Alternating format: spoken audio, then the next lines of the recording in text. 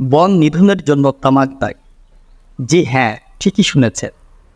Tobacco অ্যাটলাসের তথ্য অনুযায়ী বাংলাদেশে প্রায় ৩১% বন নিধনের জন্য তামাক দায়ী।